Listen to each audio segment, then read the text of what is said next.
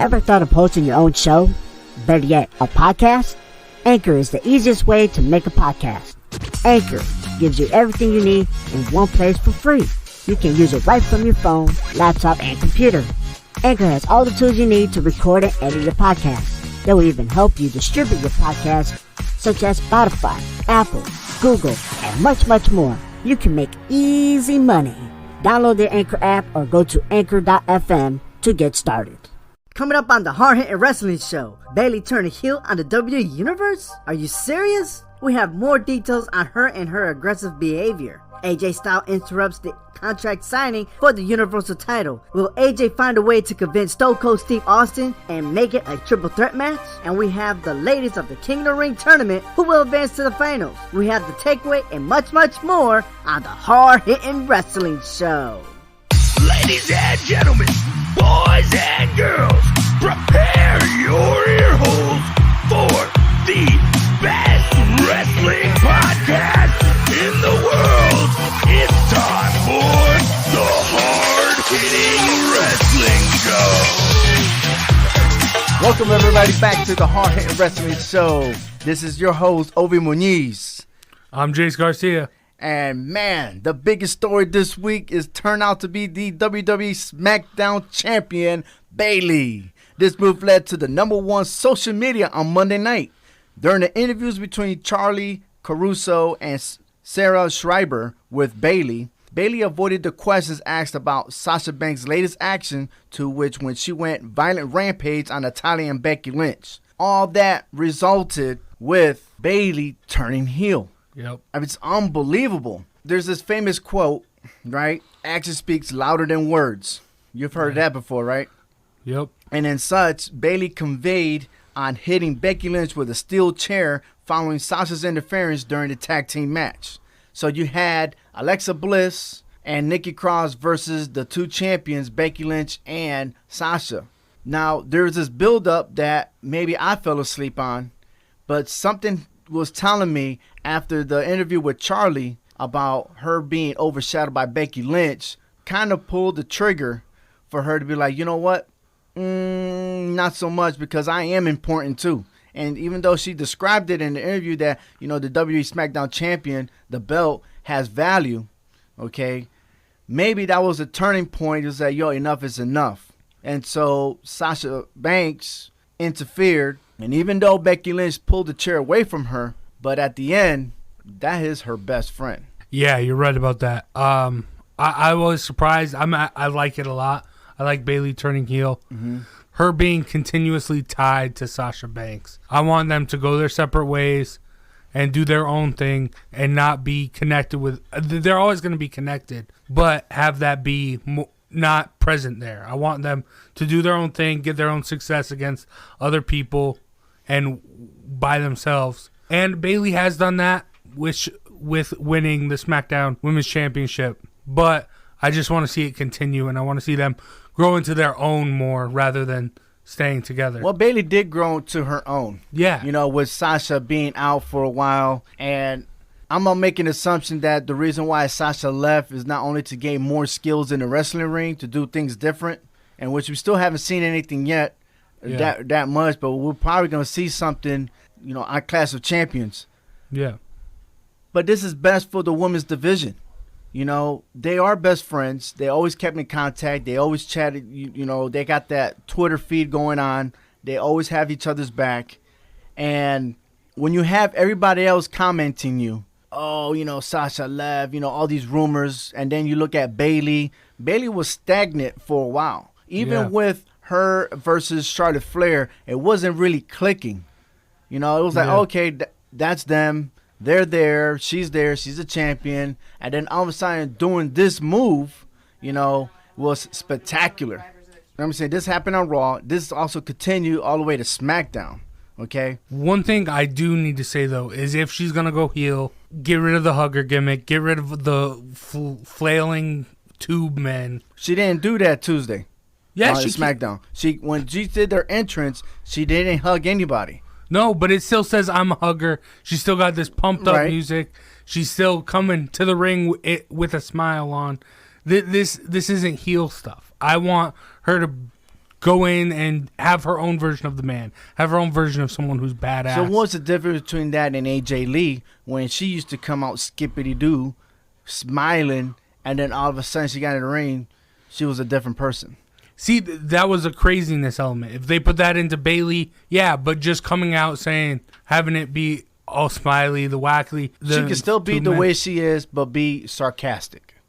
Yeah, I guess, but I just like my heels to have more of an edge to them. You know what I'm saying? Maybe she's developing to be that way. Yeah. Slowly but surely, she'll get to a bigger heel. Yeah, I guess, yeah, hopefully.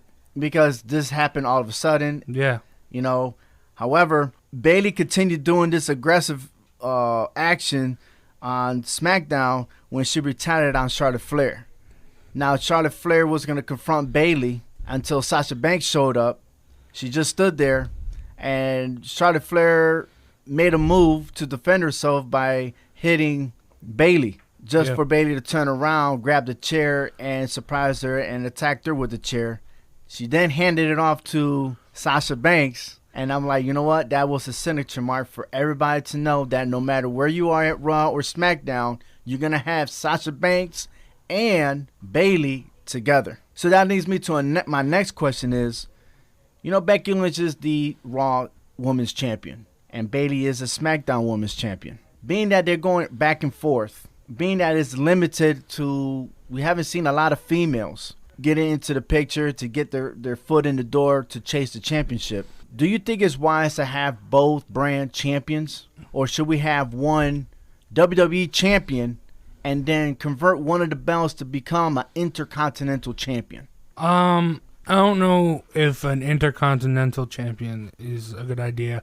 I think just having one women's champion, because realistically, the numbers don't add up. There's enough men to have multiple divisions and multiple championships. There's not enough women.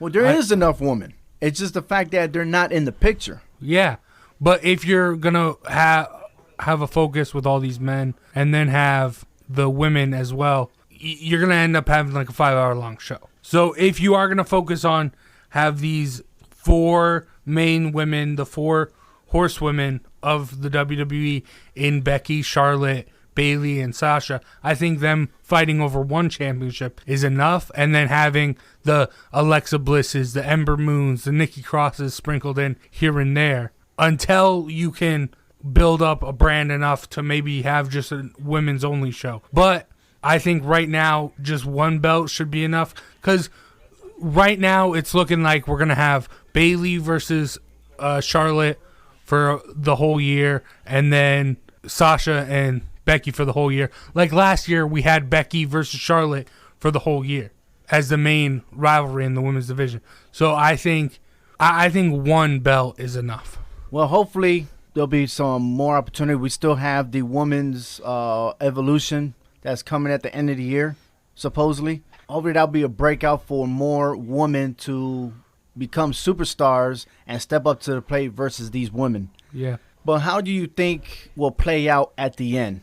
Let's start with this. Near term, what do you think is going to happen? I don't know. It's tough. Because prior to Sasha and Bayley teaming up, I figured Becky and Sasha would just have a feud that lasted all the way till WrestleMania. And Charlotte and Bayley would have a long feud as well. But now I honestly think it's going to turn into Becky and Charlotte turning back into friends, and we're going to have a tag team-ish feud without the belts on the line. That's my prediction for the future. I say for the near term, we're going to see a 2-on-2 tag team match between Charlotte Flair, Becky Lynch, which they both don't even like each other either, against Sasha and Bayley. Yeah. That's going to happen. It's somewhere down the line that's got to happen. Unless they have some, attacks and stuff like that, one or the other is going to save each other, and then they're just going to brawl out. Some way that's going to form. We're still going to have 2 belts defended for Clash of Champions.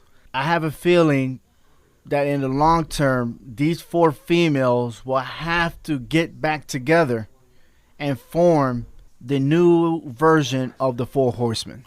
Yeah, there was rumors last year going into Survivor Series with a possibility of Ronda, Shayna Baszler, and I don't remember who the two other 4 horsewomen of MMA would team up against the 4 horsewomen of WWE. Obviously, I would just like to see them 4 come together, have them take on new talent, have them show new talent what's good and that stuff. Put other people over, because right now it is a monopoly. Those 4 are just trading around belts and that stuff. I picture that you're gonna have both will have the women's champion, and a couple will have the tag team champions, and from there, now we're gonna start getting all the other women involved and challenging them. Yeah, I think that's what's best for business. And no different to when Ric Flair and his 4 horsemen, what they did to bring other superstars in, and they were the biggest heel of all wrestling. Yeah. With that going on, this made the top story beforehand with Seth Rollins and Braun Strowman just take the boot out of the picture and just a step down on the storyline to where we're going to have both of them defend the tag team titles versus Brood and Ziggler. And they're going to face each other, which is the first time in history. Yeah. Right? But yet they couldn't get the contract going. They couldn't get the signing. Yeah.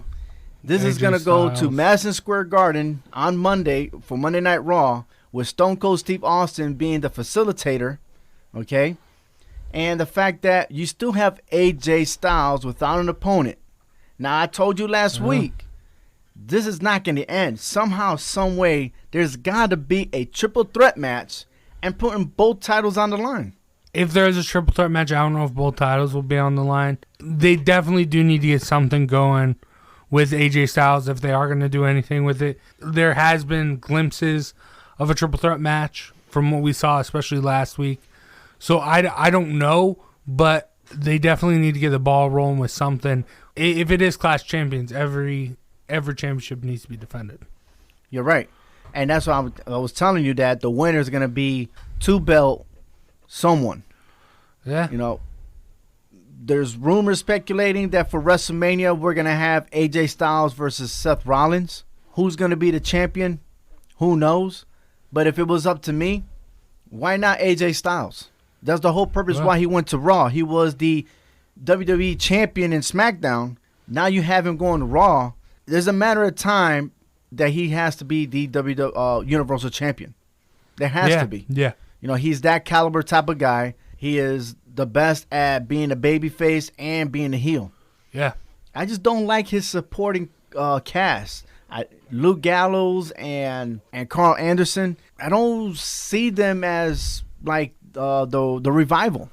I feel that a lot of that has to do with the WWE just having them be non-existent for a long time. With the revival, they were still involved in something. So I think there is a little bit of ring rust there with Gallows and Anderson. Also, they are older. Back in Japan, they were tearing it up as the actual Bullet Club. They were phenomenal. I would like to see more of them on the mic. I think because we have seen them lose so many matches after they gave up the tag team titles. Yeah. They've lost a lot of matches. Then they didn't appear for a long period of time. Then they come back, continue to lose. And then in one segment that AJ Styles won the United States title, then they became beneficial. Yeah. Then all of a sudden they're unbeatable. And that kind of bothers me. Then in the tag team side, we have Seth Rollins and Braun Strowman tag teams, but they never really worked with each other. They just formed at the last second. With revenge, they ended up winning. Yeah. Okay. You would think that the storyline will have the OCs go back after them for the tag team titles. That's not the case. No. But then there's another storyline that hasn't been given. You ended the OCs and the Viking Raiders in a disqualifying match. Yeah. They disqualified themselves to advance in the gauntlet match, and yet you still see the Viking Raiders going against the Jobbers. Yeah. It's ridiculous. They need it's I don't know. They need to complete that. I feel like the OC is definitely a good opportunity for them to take, because they will put them over. Also, with the Jobbers match, this past week, they made a point to have the jobbers diss the crowd. So now all of a sudden, we know that the Viking Raiders are face, not heel. Even though it seemed like coming up they were more heel. But now that since the jobbers dissed, where were they? Well, that guy Baltimore. kept saying that he was from Pittsburgh. Yeah, and right. He called them the Baltimoreans. Right. So they're saying, okay, now the Viking Raiders are faces, so now they can go after the OC. But they could be neutral. I mean, just like Samoa Joe. Yeah. Samoa Joe's neutral. He don't care about the WWE Universe, but he has... Dude, that dude got feelings when it comes to the matches itself. He's a competitor, you know, and the Viking Raiders should be evaluated the same way. Yeah. They don't care. They're like the Demolition back then, or the Road Warriors, or the Legion of Doom. Yeah. You know, I could see that happening with these guys, and I feel as though it's dragging. Yeah, and talk definitely. about dragging. Let's move on to Roman Reigns and Daniel Bryan, in which I'm also going to be talking about in the takeaway. This storyline dragged. It definitely did. The storyline didn't match up to what I thought was going to happen, because I was expecting Roman Reigns versus Daniel Bryan. Yeah. But it was a good comeback in the sense that when Roman went in there and took it upon himself, okay, to take the responsibility, like, I did this because he was tired of getting he felt like he was getting bullied himself. Yeah. You know, so he snapped. That doesn't excuse him for what he did to Roman Reigns, because they didn't have any whatsoever interaction. No. So he did that. Can you say that you could compare that to what Sasha Banks did in her return? Definitely, yeah. Definitely compare it to what Sasha did. This is different for Rowan, as we all know Sasha Banks. We all know her as this double crosser, this manipulative person. So it made sense for her to come out and attack Natalya. Rowan's always been the goon. Granted, he has been powerhouse, ruthless beast, but he has always been a goon. He hasn't ever thought for himself when he was in the Wyatt family, then when he was in the Blood Brothers with Harper, and then with Daniel Bryan. So I like this. I like this a lot. I like him coming out, being all like, I deserve my shot, beating up, taking down the top dog, going after and targeting the top dog in Roman Reigns, and then saying, no, I don't, you can't do that to me. You can't slap me in the face. To Daniel Bryan, who is also up there as one of the top dogs in WWE. I like this a lot. I like him asserting himself and putting himself in the singles title picture and putting himself as being a powerful top competitor. I honestly would have liked to see it more with Luke Harper rather than Eric Rowan. Well, talking about Luke Harper, and I was just thinking about him while you were saying something. I'm not saying this is going to happen. Yeah. Knowing that this match is on Clash of Champions, and which I kind of disagreed as being on Clash of Champions, but it is what it is, okay? Because of Roman Reigns' status, we're going to have it there. But what's not to say that this match does not end. That for somehow, some way, unless it happens before Clash of Champions, that Luke Harper shows up. I would love that. I like Luke Harper. To the fact that then things turn around, Roman Reigns does apologize to Daniel Bryan. They become tag teams. And for that match and that match only, a legitimate, 2-on-2. Bring back Luke Harper, put him with Rowan, and then all of a sudden now you got a 2-on-2 match. See, I like that because I like Luke Harper, Mm-hmm. but also I don't like that because I feel like it is time for Rowan to assert himself and be himself rather than the other person in the Wyatt family or Harper's partner. If that's the case, then Rowan's going to need a manager. I don't know. He hasn't talked ever since last night. Right. And it was entertaining. It's not that hard to just scream at someone and all that stuff. But it was good. Yeah, it was good. I would like to see him cut an actual promo where he's out there talking. Well, I've never actually heard him do an actual promo by himself. No. He's always had somebody, whether it's Bray Wyatt or Luke Harper. They'll do that one, two liners or stuff like that. But that's about it. But that's a good snap. I wish he had a manager Or if not, bring Luke Harper's back. But they don't have to say much, you know, until they get to a scenario like he did last night, you know, Tuesday night. Then yeah, I could see that. Something tells me that that match is not going to finish. So talking about also targeting Bray Wyatt, The Fiend. Yes. So he had his show, and he stated on his Funhouse show about Braun Strowman or Seth Rollins for the WWE Universal title. Squashed all the rumors. You know, well, actually, he addressed the rumors. Yeah. But let's be real. You ready? Should Bray Wyatt chase the winner of Clash of Champions and target him at Hell in a Cell, which is the next pay-per-view? Hell to the yeah. I say, watch this. I say there's going to be some interference.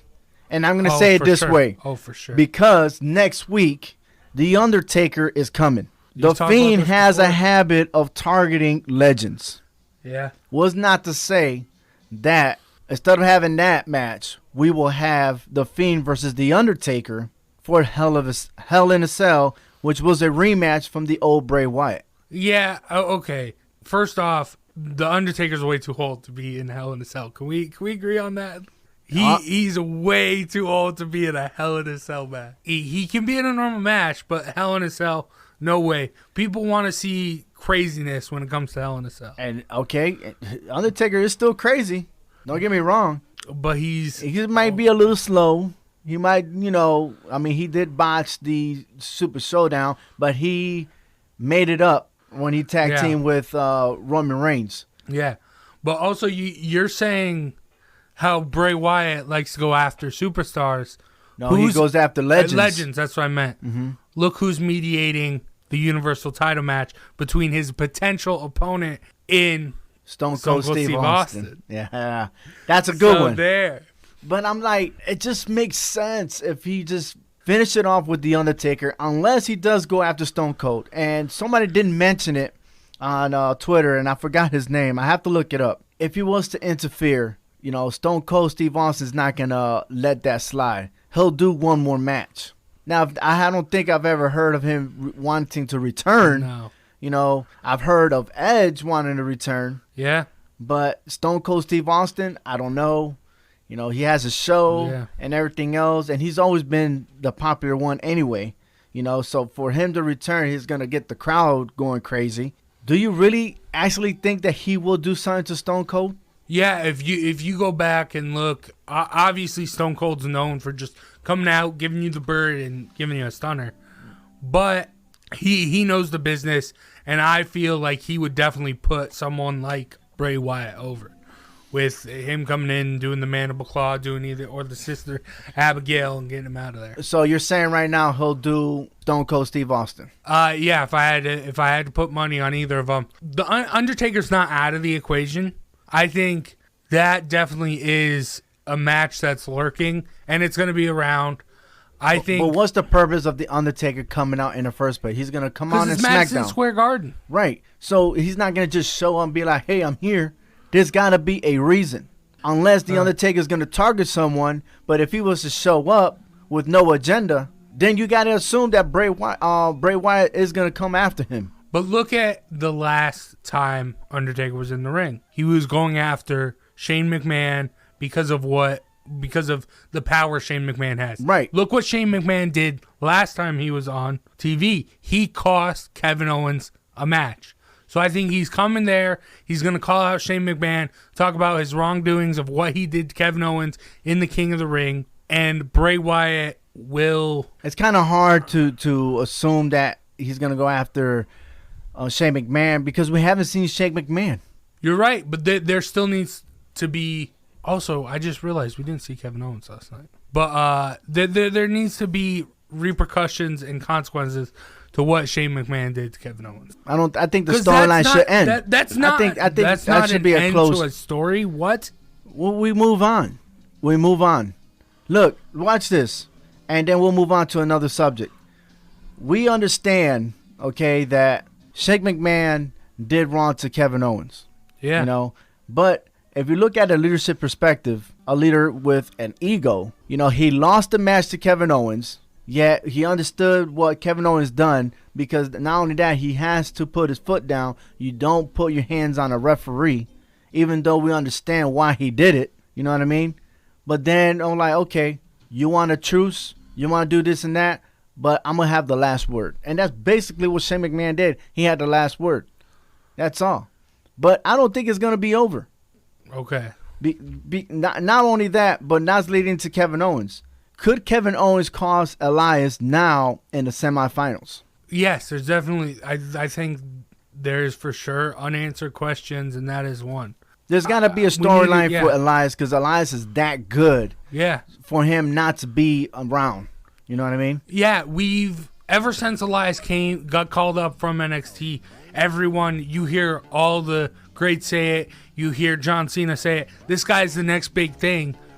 But he hasn't been that. If you look at the matches and what he's done, comes out, starts playing a song, someone comes out, hits him over the head with a guitar. He needs an actual storyline. He needs to actually win a feud, because he did have his best shot was with Seth Rollins last year at SummerSlam. Right, for the Intercontinental Championship. Or before SummerSlam, yeah. Right. Now that we're talking about Elias, let's hold off with Elias right now.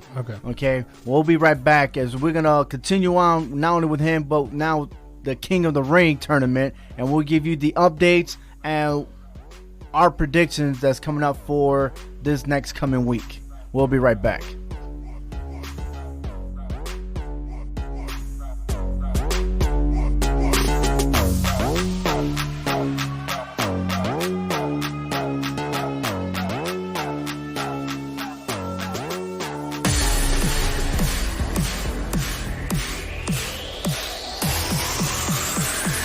Here are the results from Raw and SmackDown. We start with Raw.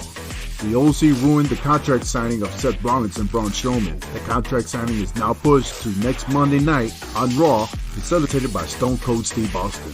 Rollins and Strowman defeated Gallows and Anderson by pinfall. Lacey Evans defeated Natalya. Becky Lynch accepts Sasha Banks' challenge for the Raw Women's title. The King of the Ring quarterfinals ended with Baron Corbin victorious over Cedric Alexander, and Ricochet and Samoa Joe ended in a tie. The semifinals match is set to a triple threat match. The winner will take on the winner of SmackDown. Bray Wyatt announces the challenge of the winner between Seth Rollins and Braun Strowman. Lacey Evans, Viking Raiders, The Miz, and the tag team Alexa Bliss and Nikki Cross were winners. On SmackDown, Bayley started the show with an explanation on why she turned heel over Becky Lynch. Then, Bayley brutally attacked Charlotte Flair with Sasha Banks. In the King of the Ring quarterfinals, Elias and Chad Gable were victorious, and they will square off on Tuesday and SmackDown. The winner will challenge either Samoa Joe, Ricochet, or Baron Corbin in Raw, and will meet at the Clash of Champions to earn the crown. Sonya and Mandy upsetted the tag team champs Alexa and Nikki. Aleister Black and Shinsuke Nakamura were both winners. And that is the recap of this week's Raw and SmackDown. Now we're back to the Hard Hittin Wrestling Show. King of the Ring. As we were discussing about Elias advanced and defeated Ali fair and square. Yeah. Okay, which was a surprise. But in SmackDown, Elias did defeat Ali to advance to the semifinals, in which I call the SmackDown final. Yep. Okay. On the other side, we had Chad versus Andrade, which was another epic match between these two. You know, I really was going for Andrade on this one. But as I said before last week, that if Elias was to win, Chad was going to win. And for sure enough, it did happen. Okay. Yep. On the Raw side of the house, Samoa Joe and Ricochet ended up in a tie, with Baron Corbin defeating Cedric, who was already banged up from the get-go. He advanced, and now we're going to have a triple threat match in the Raw finals. So this is going to be pretty interesting to see who's actually going to make it to the King of the Ring tournament finals at Clash of Champions. My bracket was busted on the SmackDown side, but now with this double advancement from Samoa Joe and Andrade losing, I'm still in it, and I still have a chance to beat both you and Hector, and Frank has just been done. You're right. So with Frank, and I had talked to Frank earlier, he understood the defeat, but his title still is active, and we'll explain the rules next week when we just start discussing the confidence pick for the Clash of Champions. We're going to be broadcasting live and unedited, and we'll be posting in the podcast with our conversation with Hector, Frank, Big Jace, and myself. So that's going to be interesting. Yeah. And I know for sure that Frank and Hector have a lot to say on what's going to happen for Clash of Champions, and whoever's really the big dog coming up, one of these wrestlers from Raw is going to win. Yeah. But then again, I think now, after seeing the whole entire picture, Chad Cable, to me, has the advantage out of everybody to make it. The performance he did against Andrade was far beyond approach. At first I thought it was Ricochet, but then when I saw that match, it ended in a double count out. They both got the 3 count, 1, 2, 3. Then they got Baron Corbin in there now for a triple threat. I predict that Baron Corbin will face Chad Cable in the finals. See, I don't know about that. I'm still sticking with Samoa Joe, and I like Chad Gable. I've said since day one, he's my dark horse to watch. I loved him, and Bobby Roode was great as a tag team. That's when I really first was wowed by Chad Gable. And then when he went to 205 Live, he was dominating, and he was the reason I was watching 205 Live. Just himself. So him to bring it up, bring his performance up a notch, especially for the King of the Ring, is amazing, and I've really liked it. I think Samoa Joe and Chad Gable are going to be in the finals. So Samoa Joe and Chad? Yep. Okay. But I can see it that way. And I'm more into the heel versus babyface. yeah. So if Baron Corbin or Samoa Joe, either one of them, advance to the finals, you're going to have Chad Cable. Yeah. Now, if Ricochet were to turn around and win, then I see Ricochet versus Elias. But we'll find out, first it's going to be the Raw on Monday night. Then we're going to wait on Tuesday. So that's my prediction. And so far, every time I say that, it turned out. Yeah, I did have Andrade in the finals. As we can look at our scoreboard real quick, we'll start with Big Jace. Big Jace has 5 total points right now. But if Samoa Joe was to advance and win it all, Jace, you're actually going to win the actual King of the Ring tournament. Now, we're moving on to Hector. Hector's in the lead right now with 10 points. And he had Ricochet and Baron Corbin in the finals. Now we're adding Samoa Joe to a triple threat. He has Ricochet winning all the way. Next will be myself. I have 7 points, so technically I'm in second place, but I only have Baron Corbin. So Baron Corbin all the way to win the King of the Ring tournament. So there you have it. If someone from SmackDown wins the tournament, then none of us will be the king. Okay? However, if either Baron Corbin, whoever wins this triple threat match is gonna take the lead. But in order to be king, your man has to win it all. Yeah. So if he gets crowned, right, that's it. Yeah. Then you are the king of the HHW show. All right? But Baron Corbin, Samoa Joe, and Ricochet, if one of those 3 win all the way, then one of us is going to be the king. Yep. So you have Samoa Joe, I have Baron Corbin, and Hector has Ricochet. So we'll see what's going to happen there. But my sleeper is going to be Chad Cable. Yeah, I agree with that. All right.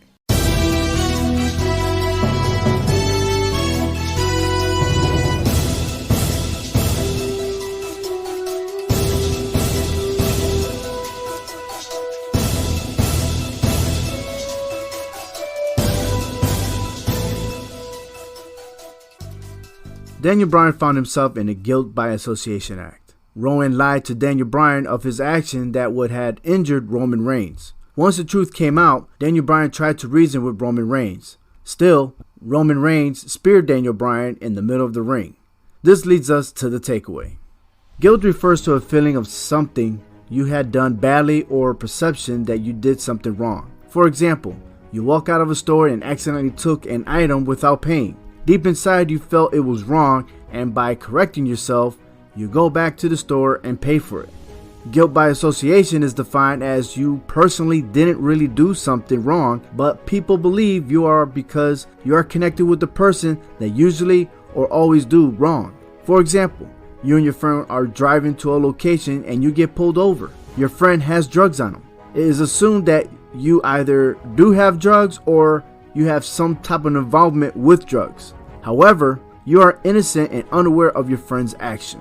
Lastly, there's guilty by fallacy, and this occurs when someone connects someone to a group to being discredited to his or her argument.